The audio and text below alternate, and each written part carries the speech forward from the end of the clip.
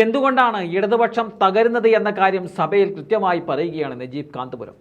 സ്വർണ്ണക്കടത്തും quotation സംഘങ്ങളുമായുള്ള CPM ബന്ധങ്ങളൊക്കെ തുറന്നടിച്ച് പറയുകയാണ് നജീബ്.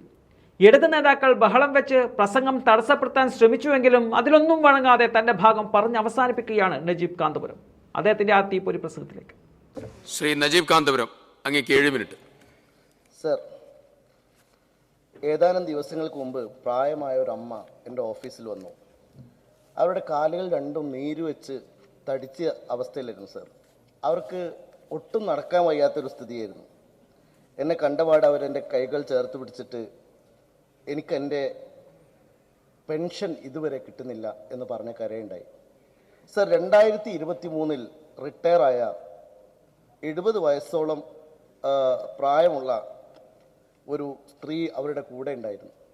അവർ പറഞ്ഞു, ഞങ്ങളുടെ രണ്ടുപേരുടെയും സ്ഥിതി വളരെ കഷ്ടത്തിലാണ്.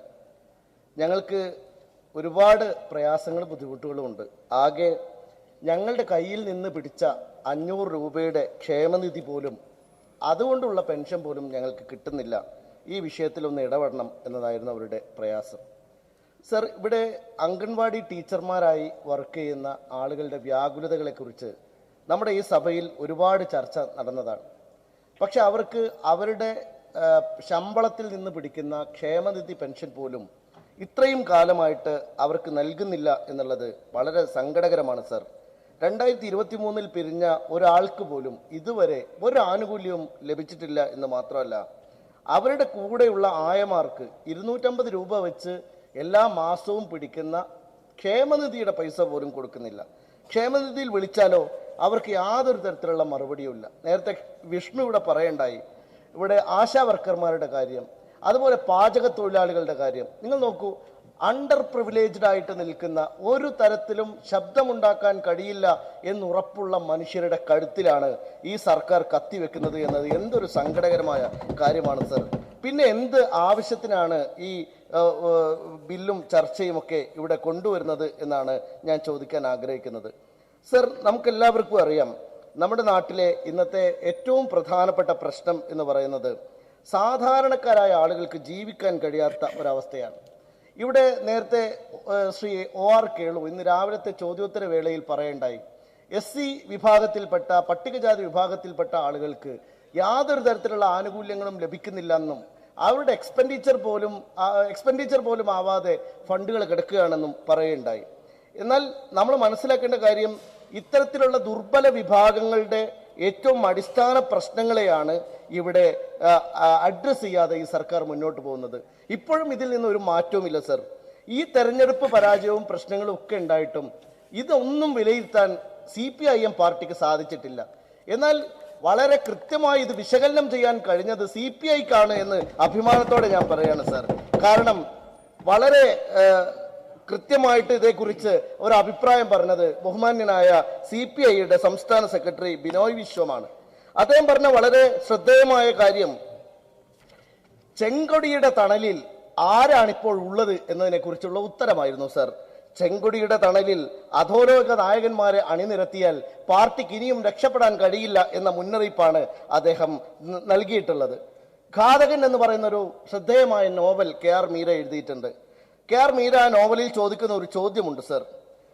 ലോകത്തെ ഏറ്റവും വലിയ മത്തു പിടിപ്പിക്കുന്ന സാധനം പണമാണ്, എന്നാൽ അതിനേക്കാളും പ്രധാനമാണ് അധികാരം. ഇടതുപക്ഷ സർക്കാരിനോട് ഞാൻ പറയുന്നത്, ആ പണത്തിന്റെയും അധികാരത്തിന്റെയും മത്തിലാണ് നിങ്ങൾ ഇപ്പോഴും നിൽക്കുന്നത് എന്നുള്ളതാണ് സർ. ഞാനിവിടെ ശ്രീ ബിനോയ് വിശ്വത്തെക്കുറിച്ച് പറയണ്ടായി. അദ്ദേഹം ഇവിടെ പറഞ്ഞ കാര്യം ചെങ്കൊടിയുടെ തണലിൽ കഴിയുന്ന അധോലോക നായകന്മാരെ കുറിച്ചാണ്. ആരായിരുന്നു സർ ചെങ്കൊടിയുടെ തണലിൽ ജീവിച്ച മനുഷ്യർ? ഈ നാട്ടിലെ കർഷകരായിരുന്നു, കർഷക തൊഴിലാളികളായിരുന്നു, കശുവണ്ടി തൊഴിലാളികളായിരുന്നു, കയർ തൊഴിലാളികളായിരുന്നു, പട്ടിണി പാവങ്ങളായിരുന്നു. ഇപ്പോഴോ ഇന്ന് ട്രൗസർ മനോജാണ്, ആകാശ് തില്ലങ്കേരിയാണ്, കൊടി സുനിയാണ്, അർജുൻ ആയങ്കിയാണ്. സർ, പാർട്ടിക്ക് ഒരുപാട് ഫ്രാക്ഷനുകൾ ഉണ്ടല്ലോ സർ. ഇനി നിങ്ങളൊരു പുതിയ ഫ്രാക്ഷൻ കൂടി ഉണ്ടാക്കി കൊടുക്കണം സർ. അത് സ്വർണം പൊട്ടിക്കൽ പ്രൊട്ടക്ഷൻ കമ്മിറ്റിയാണ്, മറ്റൊന്ന് അധോലോക നായകന്മാരുടെ സംഘമാണ്, കൊട്ടേഷൻ സംഘമാണ്. വേണമെങ്കിൽ നിങ്ങളൊരു സ്കെച്ച് ചെയ്യുന്ന സംഘം കൂടി പ്രത്യേകമായ ഒരു ഫ്രാക്ഷൻ ഉണ്ടാക്കിയാൽ നന്നാകും എന്നാണ് എനിക്ക് അഭ്യർത്ഥിക്കാനുള്ളത്. സർ, ഈ പാർട്ടിയെ കുറിച്ച് എന്ത് പറയാനാണ്? ശ്രീ ബാബു നെന്മാറ ഒരു പരാമർശം നടത്തുകയുണ്ടായി. കഴിഞ്ഞ ലോക്സഭാ തെരഞ്ഞെടുപ്പ് ഞങ്ങൾ ക്വാർട്ടർ ഫൈനൽ ആയിരുന്നു എന്നാണ് അദ്ദേഹം പറഞ്ഞത്. ബഹുമാന്യനായ അംഗത്തോട് എനിക്ക് തിരിച്ചു ചോദിക്കാനുള്ള കാര്യം, ആരാണ് സർ നിങ്ങളുടെ കോച്ച് എന്ന കാര്യമാണ്. ഫൈനലിൽ കളിക്കേണ്ട മുഴുവൻ കളിക്കാരെയും അണിനിരത്തിയിട്ടും എന്തൊരു തോൽവിയാണ് നിങ്ങൾക്ക് നേരിടേണ്ടി വന്നത്. ഏറ്റവും സങ്കടകരമായ കാര്യം, വിദ്യാർത്ഥികൾ പോലും നിങ്ങളെ തിരസ്കരിച്ചിരിക്കുകയാണ്. നിങ്ങൾ നോക്കൂ, ഏറ്റവും ഒടുവിൽ പരിയാരം മെഡിക്കൽ കോളേജിൽ നടന്നിട്ടുള്ള തെരഞ്ഞെടുപ്പിൽ പോലും നിങ്ങൾക്ക് പിടിച്ചു നിൽക്കാൻ കഴിഞ്ഞില്ല എന്ന് പറയുന്നത് സച്ചിനെ, നിങ്ങളുടെ പഴയ SFI ഒക്കെ എവിടെയോ ഒഴുകിപ്പോയി എന്നുള്ളതല്ലേ അതിന്റെ യാഥാർത്ഥ്യം. എന്തുകൊണ്ടാണ് നിങ്ങൾക്ക് ജനങ്ങളുടെ വിശ്വാസ്യത ഇപ്പോഴും നേടിയെടുക്കാൻ സാധിക്കാത്തത് എന്നത് വളരെ പ്രധാനമായ കാര്യമാണ്. ഞങ്ങൾ ജനങ്ങളുടെ കൂടെയാണ്. ജനങ്ങളുടെ പ്രശ്നമാണ് ഞങ്ങൾ ഈ സഭയിൽ ഉയർത്തുന്നത്. ഞങ്ങൾ പറയുന്ന ഏറ്റവും പ്രധാനപ്പെട്ട കാര്യം, നിങ്ങൾ എന്തുകൊണ്ടാണ് നോക്കൂ, കഴിഞ്ഞ തെരഞ്ഞെടുപ്പിൽ നിങ്ങളുടെ കളിക്കാർ മോശമായിട്ടല്ല ശ്രീ ബാബു നിങ്ങൾ തോറ്റത്. ശൈലജ ടീച്ചറെ പോലെയുള്ള മികച്ച കളിക്കാരെ നിങ്ങൾ രംഗത്തിറക്കിയിട്ടും 60,000 വോട്ടിന് ജയിച്ച ഒരു മണ്ഡലത്തിലാണ് ഞങ്ങളുടെ മെസ്സിയോട് നിങ്ങൾക്ക് തോറ്റു പിന്മാറേണ്ടി വന്നത് എന്ന് നിങ്ങൾ ഓർമ്മിക്കണം. ആ ഗോൾ വർഷത്തിന് മുമ്പിൽ എത്ര വർഷങ്ങൾ കഴിഞ്ഞാലും ആ വേദനയിൽ നിന്ന് നിങ്ങൾക്ക് മുക്തരാകാൻ കഴിയില്ല. ക്വാർട്ടറിൽ തന്നെ മടങ്ങേണ്ടി വന്ന ഗതികേടാണ് നിങ്ങൾക്ക് ഉണ്ടായിട്ടുള്ളത്. പിന്നെ എവിടെ ഫൈനൽ കളിക്കാനാണ്? നിങ്ങൾ ഈ കളിക്കളത്തിൽ പോലും ഇല്ല എന്നതാണ് ഏറ്റവും സങ്കടകരമായ കാര്യം. നിങ്ങൾ തിരിച്ചുവരവിനെ കുറിച്ച് ചിന്തിക്കുന്നു, നിങ്ങൾ ഈ കളിക്കളത്തിൽ പോലും ഇല്ലാത്ത ആളുകൾ കളി തിരിച്ചു വരുന്നതിനെ കുറിച്ച് എന്തു പറയാൻ? പക്ഷെ നിങ്ങൾക്ക് പകരം മടങ്ങി വരുന്നത് ആരാണ് എന്നതാണ് ഞങ്ങളെയും ആശങ്കപ്പെടുത്തുന്നത്. നിങ്ങൾ പിരിഞ്ഞു പോകുമ്പോൾ ആ കളിക്കളത്തിലേക്ക് വരുന്നത് ആരാണ് എന്ന് നിങ്ങൾ മനസ്സിലാക്കണം. അവരെ പ്രതിരോധിക്കാനില്ല, ശേഷിയില്ലാതെ നിങ്ങൾ പോവാൻ.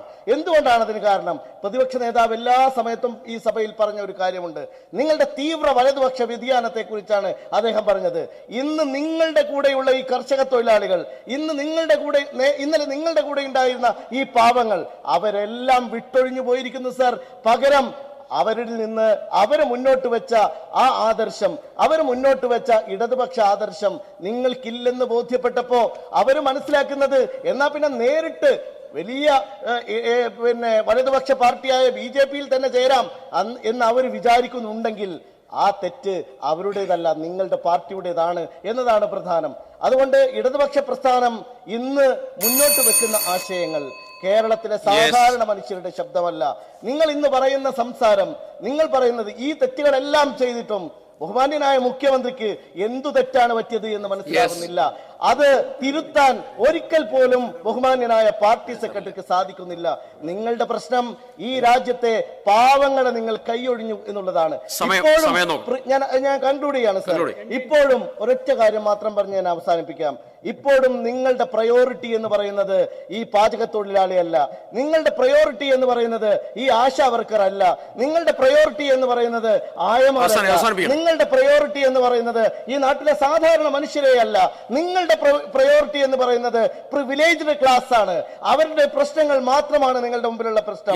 നിങ്ങളുടെ പ്രശ്നം അധികാരമാണ്, നിങ്ങളുടെ പ്രശ്നം പണമാണ്, നിങ്ങളുടെ പ്രശ്നം പ്രിവിലേജ്ഡ് ആയിട്ടുള്ള മനുഷ്യരുടെ സംരക്ഷണമാണ്. നിങ്ങൾക്ക് നഷ്ടപ്പെട്ടു പോയ ആ മനുഷ്യരുടെ കടഭാരങ്ങളാണ് UDF ഏറ്റെടുക്കുന്നത് എന്ന് പറഞ്ഞുകൊണ്ട് ഞാൻ ഈ ബില്ലിനെ എതിർത്തുകൊണ്ട് അവസാനിപ്പിക്കും.